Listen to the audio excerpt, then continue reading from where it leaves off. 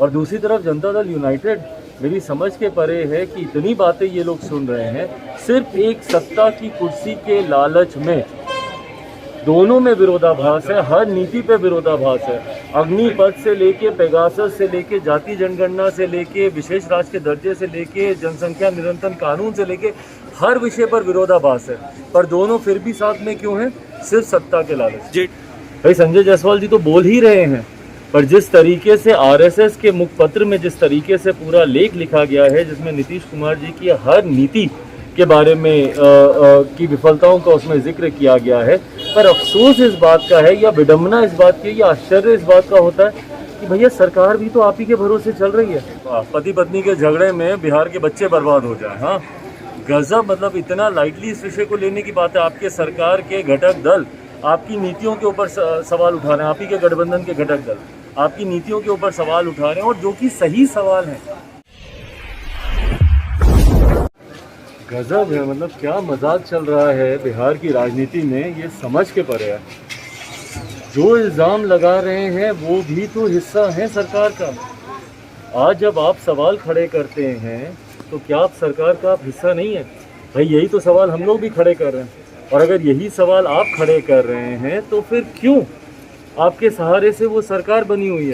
तो या तो आप अलग हो जाइए आप उस सरकार से, और या फिर इस बात को सुनिश्चित कीजिए कि सरकार का अंग होने के नाते भाई बिहार की शिक्षा व्यवस्था जितनी चरमराई हुई है आज की तारीख में, फॉर दैट मैटर हर उसमें, भाई संजय जायसवाल जी तो बोल ही रहे हैं, पर जिस तरीके से आरएसएस के मुखपत्र में जिस तरीके से पूरा लेख लिखा गया है, जिसमें नीतीश कुमार जी की हर नीति के बारे में की विफलताओं का उसमें जिक्र किया गया है, पर अफसोस इस बात का है या विडंबना इस बात की या आश्चर्य इस बात का होता है कि भैया सरकार भी तो आप ही के भरोसे चल रही है।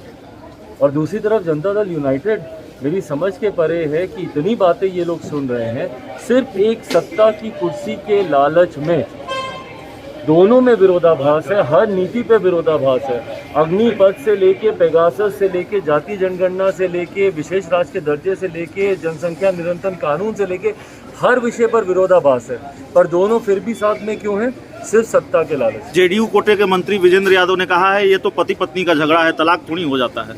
अरे वाह, पति पत्नी के झगड़े में बिहार के बच्चे बर्बाद हो जाए, हाँ गजब। मतलब इतना लाइटली इस विषय को लेने की बात है। आपके सरकार के घटक दल आपकी नीतियों के ऊपर सवाल उठा रहे हैं, आप ही के गठबंधन के घटक दल आपकी नीतियों के ऊपर सवाल उठा रहे हैं, और जो कि सही सवाल है। मैं इस बात का तो मैं समर्थन करता ही हूँ कि भैया जो बात उन्होंने कही है वो सही कही, और सिर्फ शिक्षा ही नहीं, आप स्वास्थ्य के क्षेत्र में देख लीजिए। बार बार मैं बोलता हूँ, जिस प्रदेश के मुख्यमंत्री को 1000 किलोमीटर की फ्लाइट लेकर दिल्ली जाना पड़ता हो मोतियाबिंद का ऑपरेशन कराने, जिस राज्य के बच्चे बिहार छोड़कर बाकी सारे राज्यों में अच्छा काम कर रहे हैं, शिक्षा के लिए जाते हैं, रोजगार के लिए जाते हैं, तो उस प्रदेश में हर विभाग में जिस तरीके से विफलताएं इनकी देखने को मिलती हैं, तो सवाल तो सही उठा ही रहे। पर इसका मतलब ये नहीं है ना कि आप सत्ता के लालच में इन बातों को इग्नोर करें और अंतोगत्वा उसका भुगतान, उसका हर्जाना सरकार से समर्थन वापस लेने की सलाह आप बीजेपी को दे रहे हैं।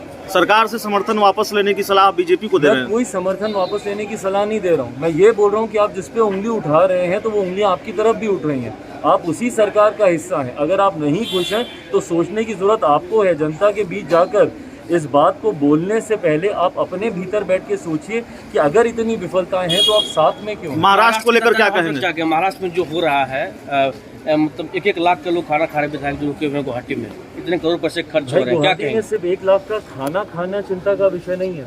ये वही गुवाहाटी है, ये वही असम है जहाँ पर आधी से ज्यादा आबादी इनकी बाढ़ में डूबी हुई है।